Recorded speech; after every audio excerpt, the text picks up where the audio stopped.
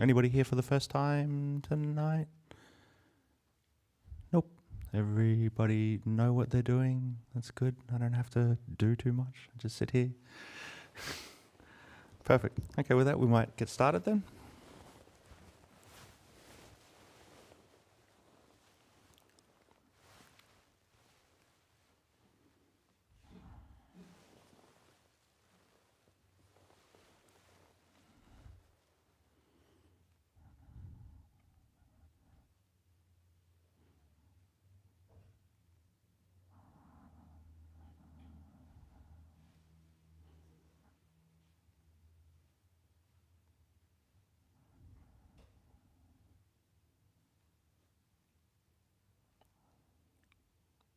And just see if you can immediately settle in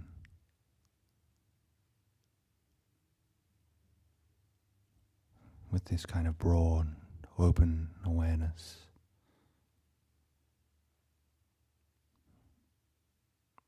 Noticing the sounds, the feeling of your body, even the kind of undercurrent of affective feeling tone, or the state that you might be in.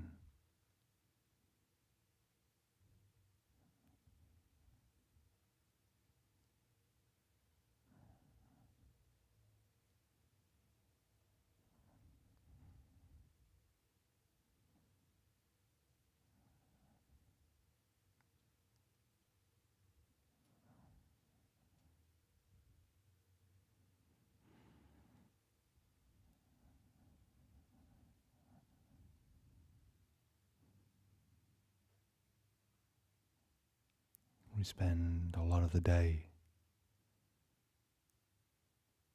in a kind of fast pace, but can you just stop?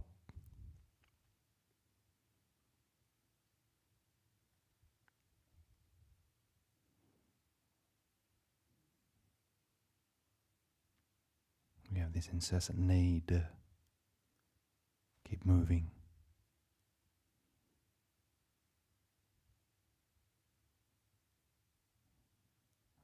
What is it like just to put all that down and just stop?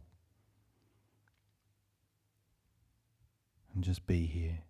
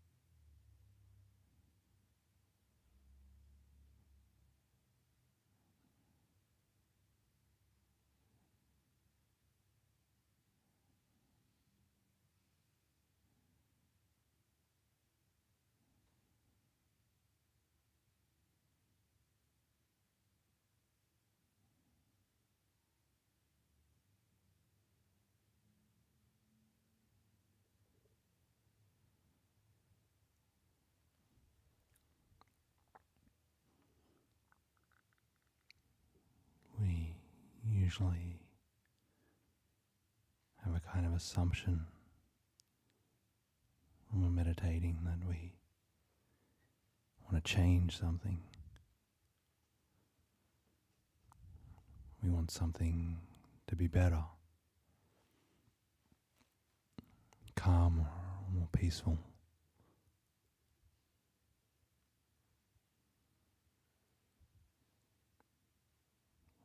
In some way we're always struggling, resisting.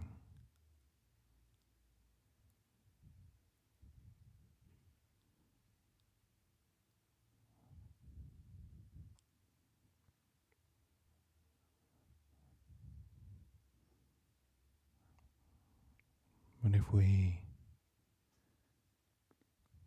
take stock of what we experience, we can only ever experience this moment right now.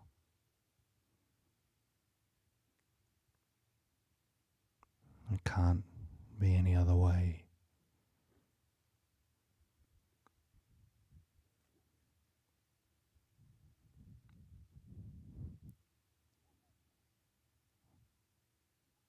So however any particular moment appears to us, is it possible that it's perfect just the way it is?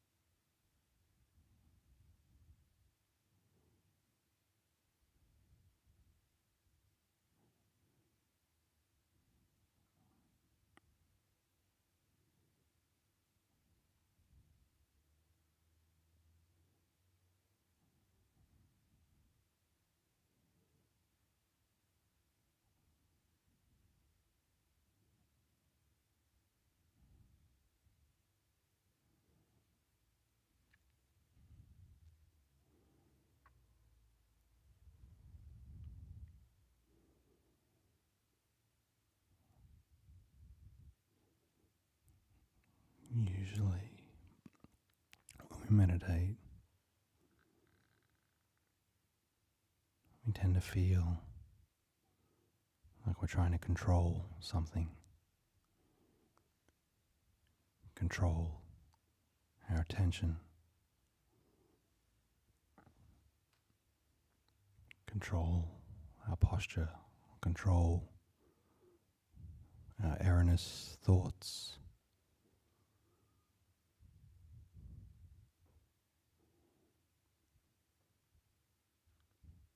We even struggle to try to control things.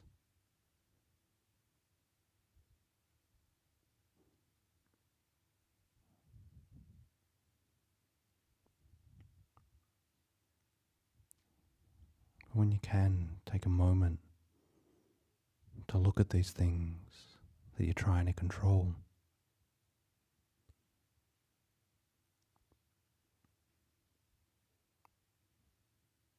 Do you ever really control your attention?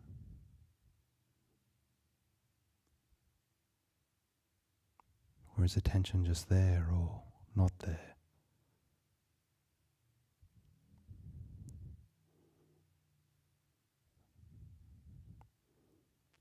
Do you really control your thoughts?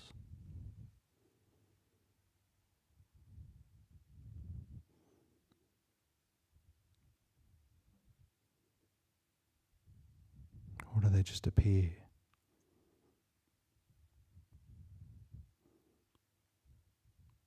As much as you usually want to control your mind to stop thinking and attend to the breath,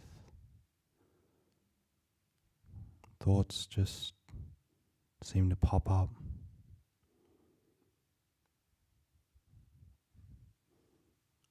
So do you really actually control these things?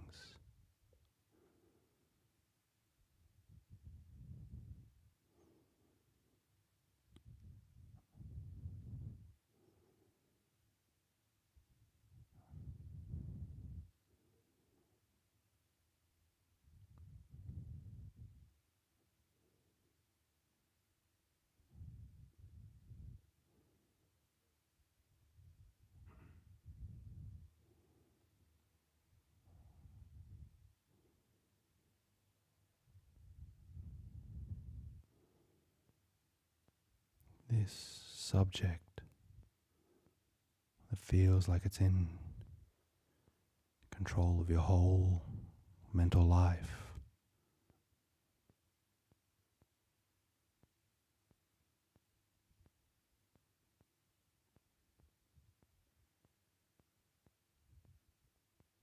Just look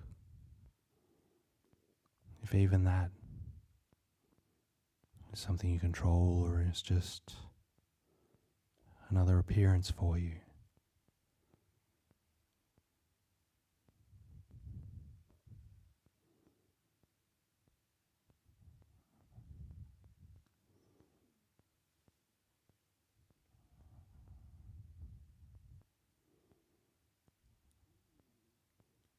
Can you let go of all need and desire to control?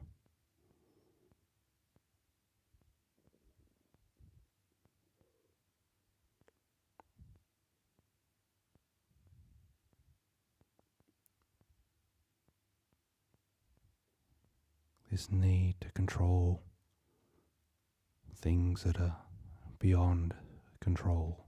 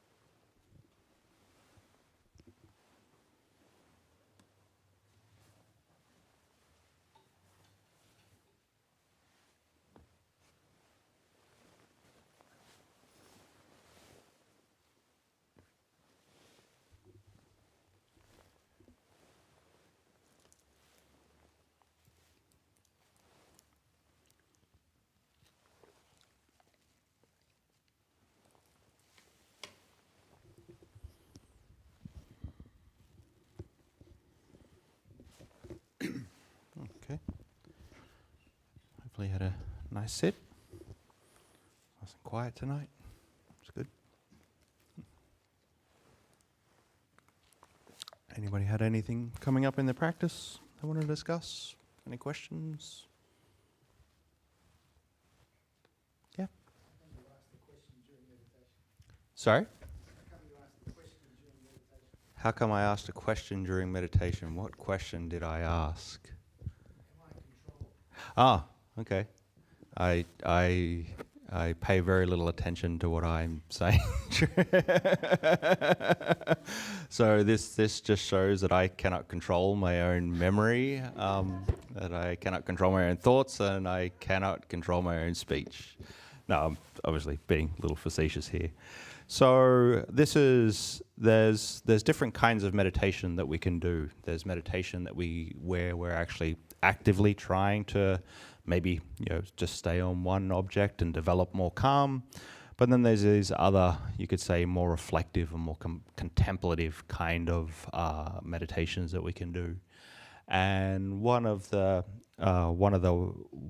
kind of contemplative meditations that I find quite useful is just contemplating these aspects of our own conscious experience and just looking at it to see, well, what actually is this thing? I think sometimes if we have a rigid framing of what we think our experience is like, then we sort of get stuck in that. So say, for example, an example here is, well, let's just say, well, that I have a self. I feel like I have a self. I feel like I am in control. I feel like I am the agent of my actions. Just looking into that and questioning that is like, well, actually, do you really have that thing? Likewise, things about our thoughts. We think, yeah, okay, I have thoughts that come up and I choose the kind of thoughts I have.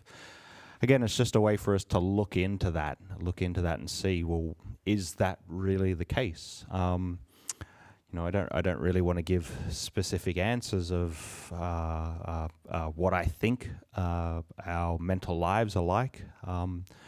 But it's just more of a tool there for people to actually use, to actually see if you can, look into a little bit of your own experience and say, well, what actually is it like?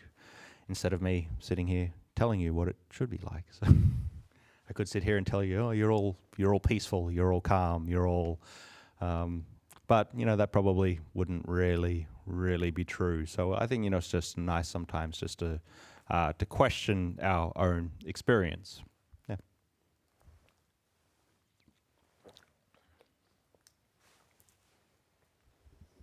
Did you feel like you were in control?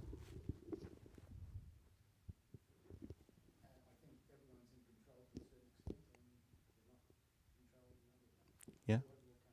Yep. Yep. Okay. Yeah. Yes and no. What's some of the no's? Yep. Sorry, just so the online Yep. audience can hear that, otherwise they just hear one half of the conversation. It Mm. doesn't make much sense. Yeah. So I asked the question is like, what can you control?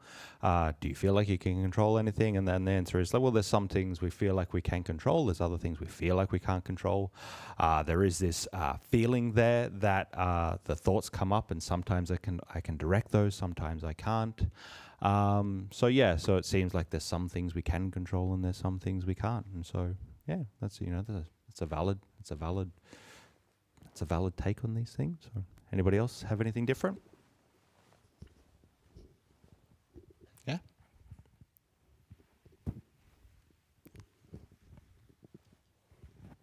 Hi. Is this thing on? Probably. Testing? Yep, Yep, it's yep. definitely working.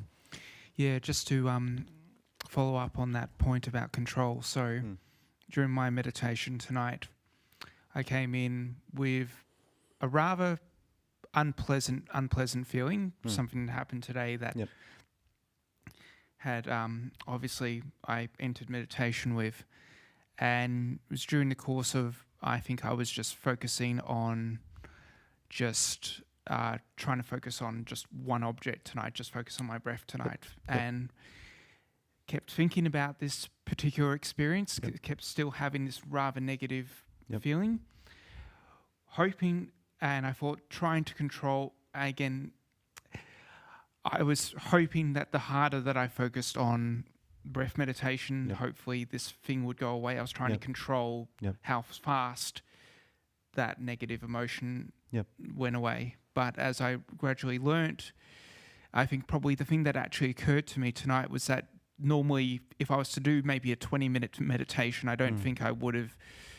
This feeling naturally did end... This negative feeling did end up going away, but what I Nice. found interesting was that if I'd just done this by myself on a 20-minute meditation, I don't think it probably wouldn't have been released Right. rather than during this long meditation, which Yeah.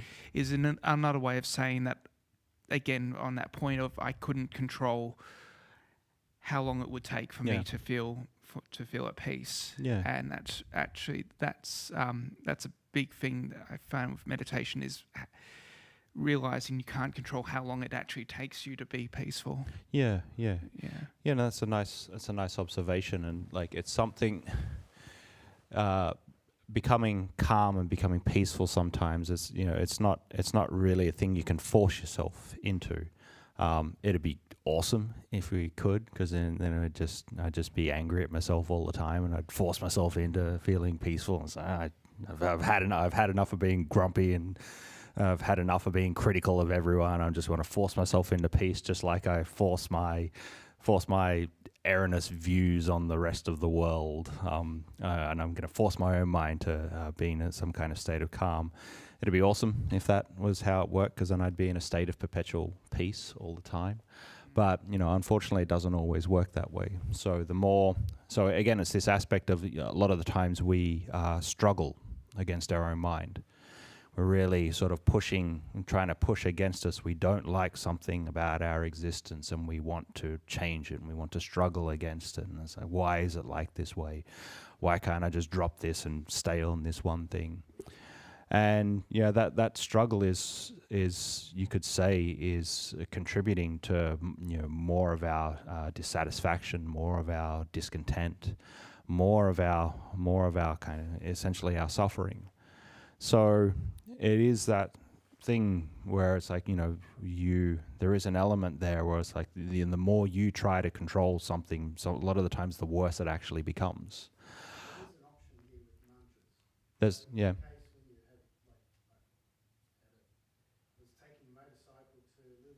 Mm. Mm. Mm. Yep. Yep. Yeah. Yeah. Yeah. Yeah. Yeah. Yeah. Yeah. Yeah. Yeah. So the observation is that, well, mantras are something that cut through that incessant thought. Maybe they do come back in the end, but mantras are some kind of way where you can maybe just put a bit of the brakes on those kinds of things. And I think that's true to an extent, but there's also and like obviously, like you said before as well, it's like sometimes it works, sometimes it doesn't. And it was like you were saying tonight, it's like, well, I just try to do the one thing, and sort of the mantra is just like a one thing as well. So this is more along the observation that, well, yeah, sometimes we can sort of shift things in the right way, and it does work. But a lot of times, we try and it doesn't work. So yeah, I think there is a bit of that element there. Is like we just essentially have to put the right causes in. And the causes tonight, as you said, if you're only doing 20 minutes, maybe it wasn't going to be enough for you to actually let that thing go. But the causes of, okay, I'm sitting here for longer and I'm sort of struggling until to the point I actually can just let this thing go. So I'd say in some kind of way it's about the causes that we put in. Like that's really the kind of element there that we're trying to move towards, as opposed to the results of what we want or what we don't want. So yeah. And so just to elaborate on that a bit, and getting back to one of the points that I was probably mentioning, I mean, I know that I definitely from tonight's session, I definitely see the advantage of taking long sessions of Nice. meditation. Yeah, nice. I think for me, I've done short meditation sessions. You do that, and part of that's due to time. Yep. But there's also an element of trying to, I guess, in a way, almost delude yourself into making your meditation sessions more efficient. Yeah. And I realize that, for certain, as you said, you can have a meditation session, you may, in one session you may be able to work through a feeling, same length of time, you may not be able to work for that same feeling. It sort of completely depends on the session. Yeah, it's a nice thing to remember. It's like that, again, one these things are context dependent to some extent, and then there's also that nice observation there that sometimes it is nicer it is beneficial, I should say, to sort of go a little bit beyond than what we usually do, because a lot of times we end up getting sort of stuck in a particular routine.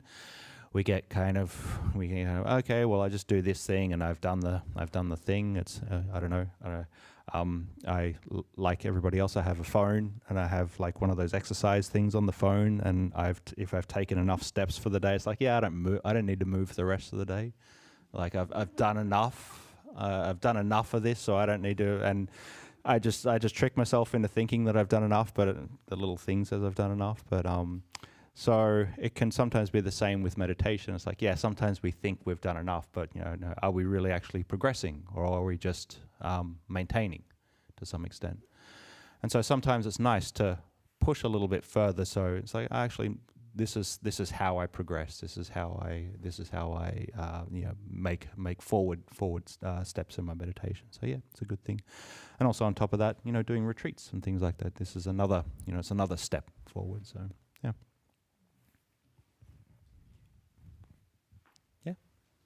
Stella?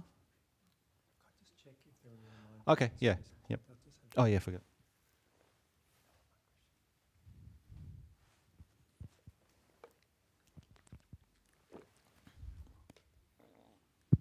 Hi, Ajahn. Yeah. So I've seen the terms effortless awareness being used around, but I always have reservations with the use of the word effortless.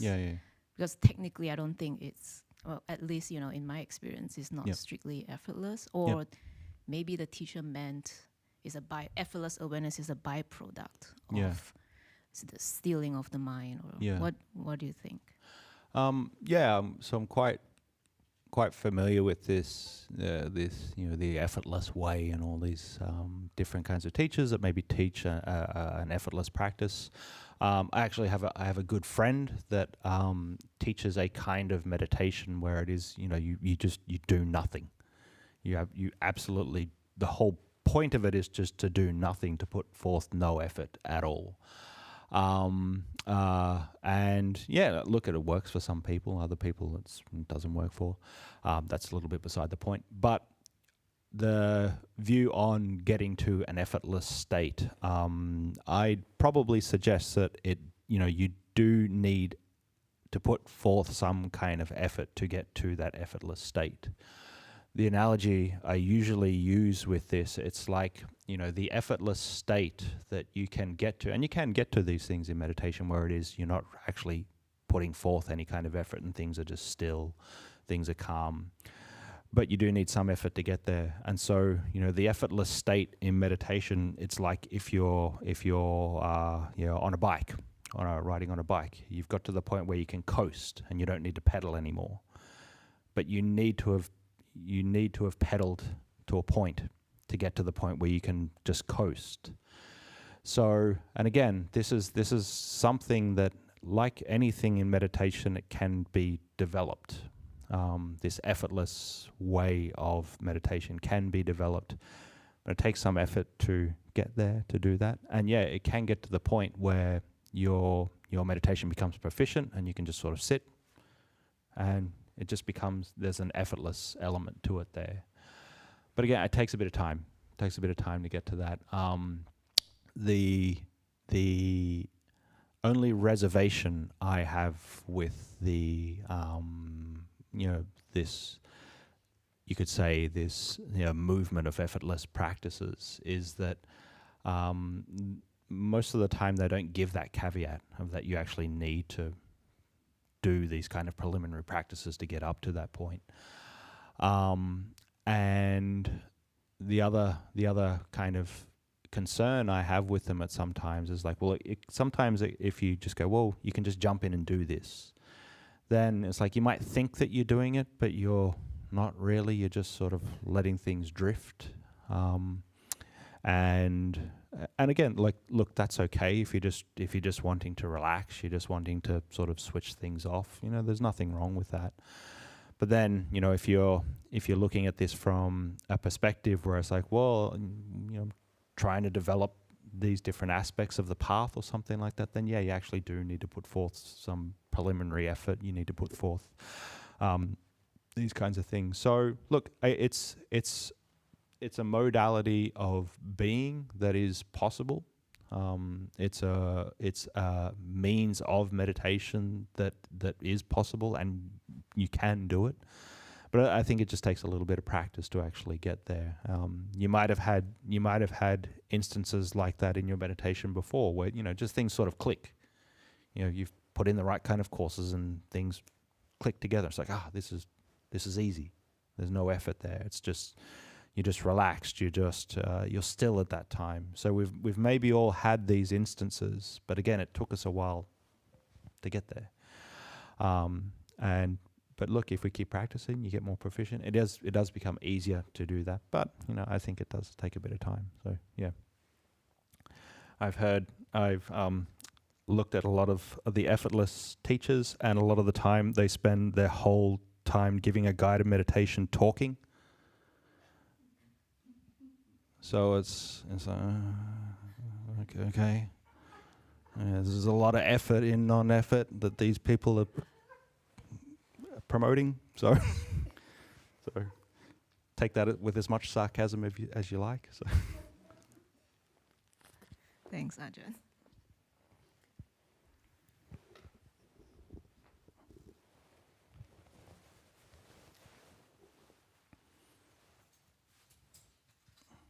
Nothing? Okay. If that's the case, looks like we're all out of questions. So if that's the case, we might call it a night. It's good to see everybody again. So yeah, with that, we'll call it a night then. All the best, everyone.